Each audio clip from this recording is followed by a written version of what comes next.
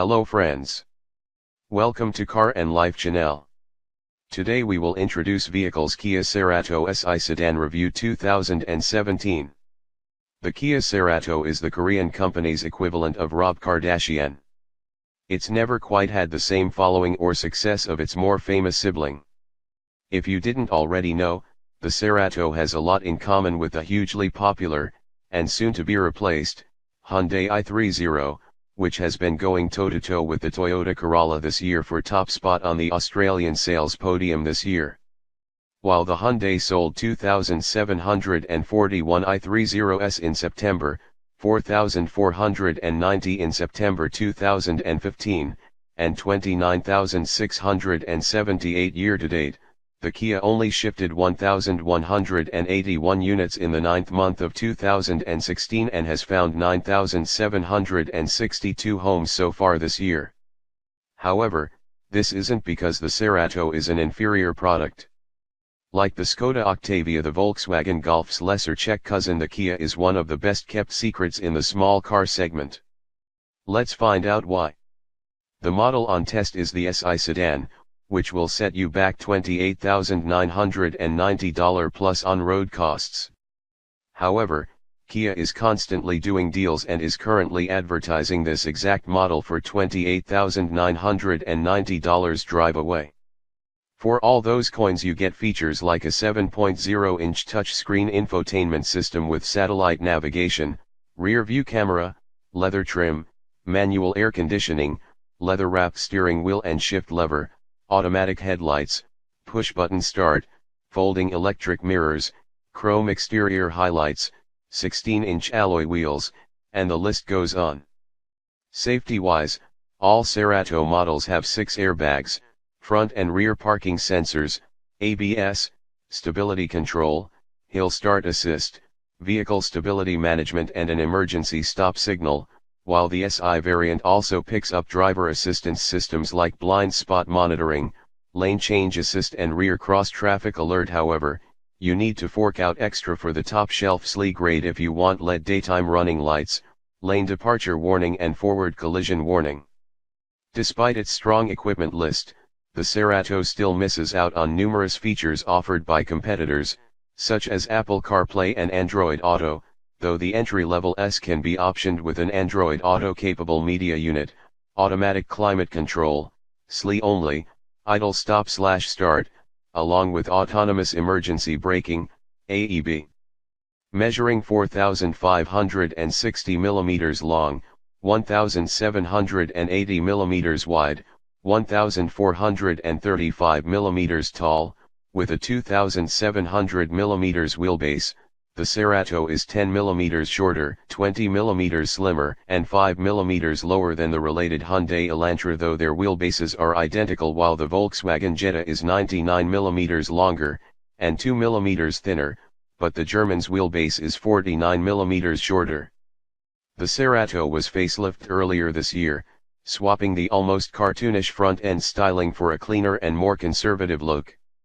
Out back, the tail lights have been revised with darker lenses, while new alloy wheels fill the arches. It's handsome, if a little boring. Smaller changes have been made inside, with the main differences different trims and more soft-touch plastics throughout the cabin.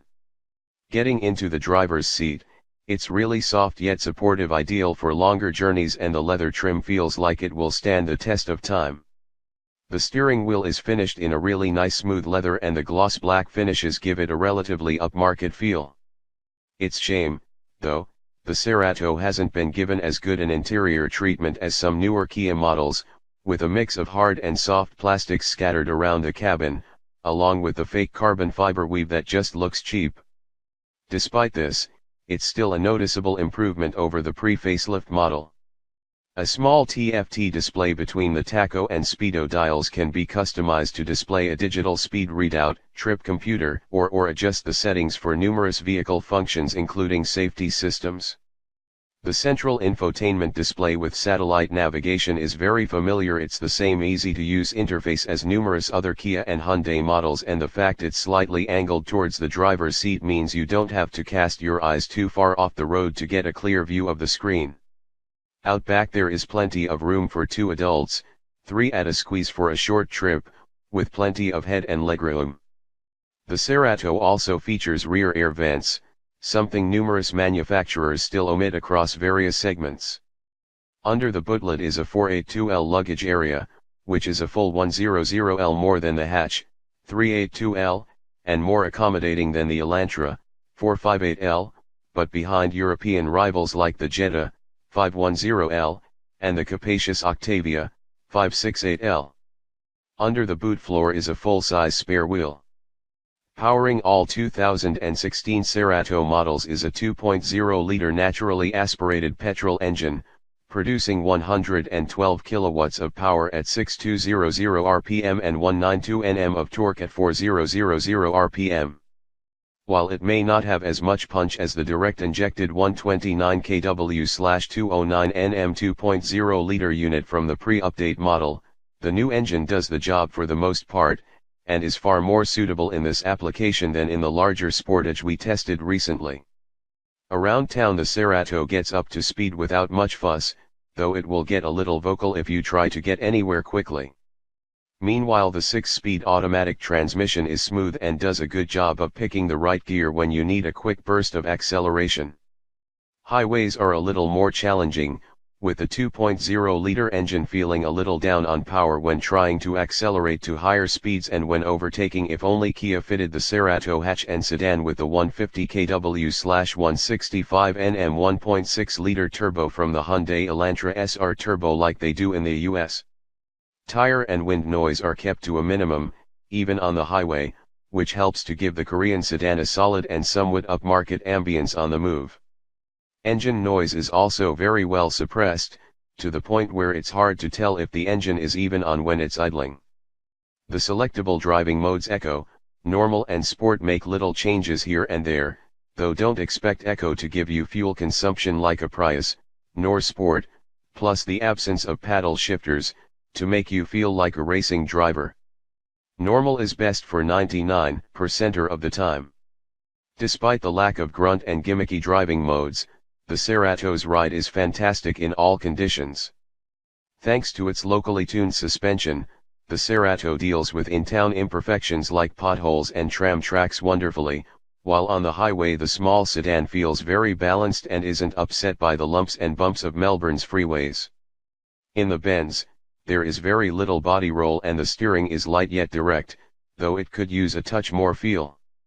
You can almost call it sporty. However, a significant issue we found with the Cerato is the cruise control, which at times can't figure out which speed to stick to. Despite setting it at an indicated 102 km per hour, for example, the speed would climb to 107 km per hour going up hills and then dropping to below 100 km per hour once the road leveled out again. In a country where the authorities are constantly monitoring speed, climbing to almost 10 km per hour above the limit with no driver input is a cause for concern. Like all Kias, the Cerato is backed by the company's 7-year, unlimited kilometer warranty, with a 7-year capped price servicing program and roadside assistance. Over that 7-year period, the Cerato will set you back $2,579 in servicing costs, which works out to an average of $368 a year. Maintenance is required every 12 months or 15,000 kilometers, with each visit costing between $289 and $487. The Kia Cerato is an impressive proposition. It offers great value for money, a European-inspired design, along with a smooth and quiet drive. However, when the price is creeping towards the $30,000 mark, it lags behind rivals with more powerful engines, more advanced safety technologies and more desirable badges. It's not a bad choice in any sense, though the $24,990 S Premium variant is perhaps better value if you can live without the leather, blind spot monitoring and keyless entry/start. Thank you for watching. If you find our video interesting and useful, please like and subscribe our channel. Thank you.